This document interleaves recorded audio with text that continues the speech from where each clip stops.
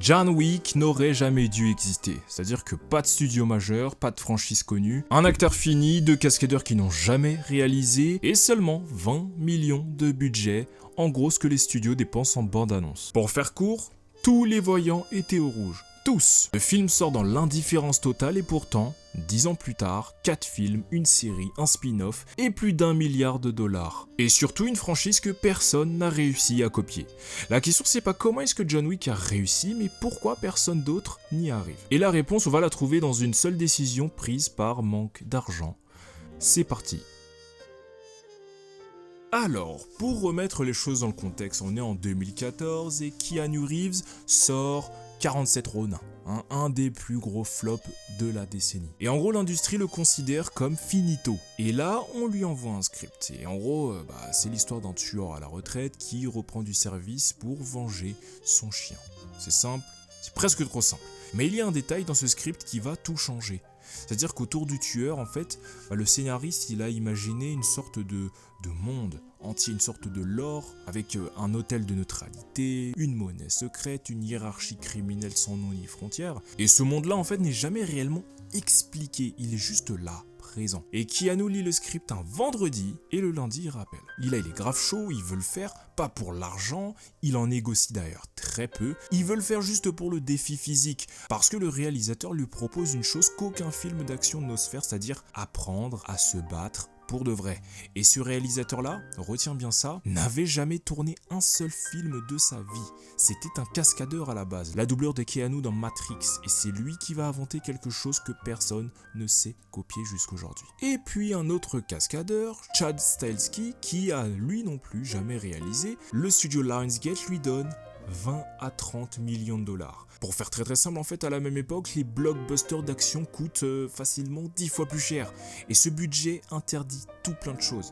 En fait, en gros, quand t'as pas d'argent, tu peux pas faire des cascades fragmentées avec des coupes super rapides. Là, en gros, la technique standard qui permet de cacher que l'acteur, il sait pas se battre. Parce que voilà, ce n'est pas tous les acteurs qui savent se taper. Stahelski ne peut pas se le permettre. Alors, ce qu'il va faire, il va faire totalement l'inverse.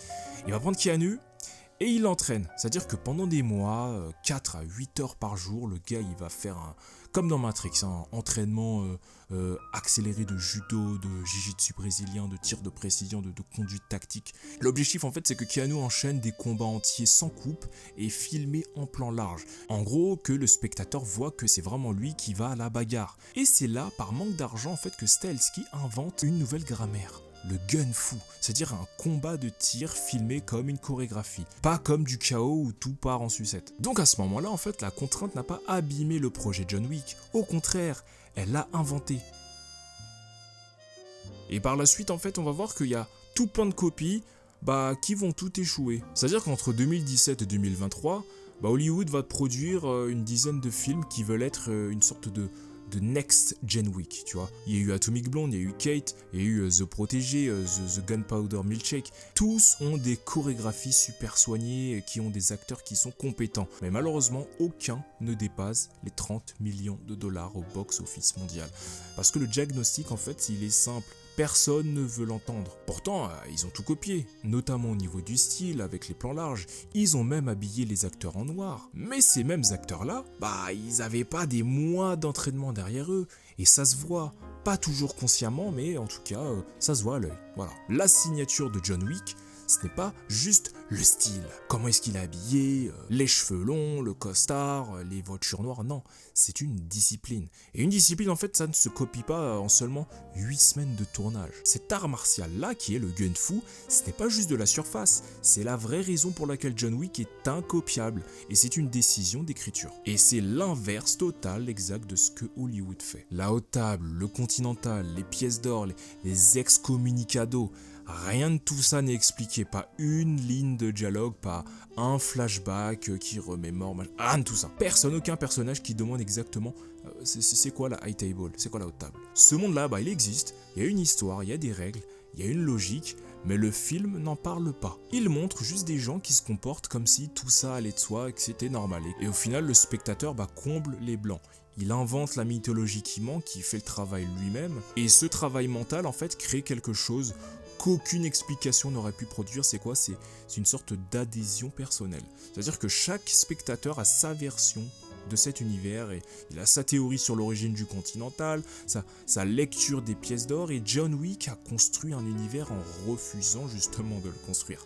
Tellement le lore de John Wick paraît mystérieux mais tellement riche au final qu'il y a à peu près 5 ans, voilà, c'était pendant le confinement, tout ça, je regardais une vidéo de Bolshevik qui, je crois c'est John Wick et le contrat social, qui expliquait justement, il donnait plus ou moins ses interprétations des différents symboles de John Wick à l'intérieur de l'univers, etc. Elle dure à peu près 1 heure, tu vois, elle fait je crois une cinquantaine de minutes, 1 heure à peu près.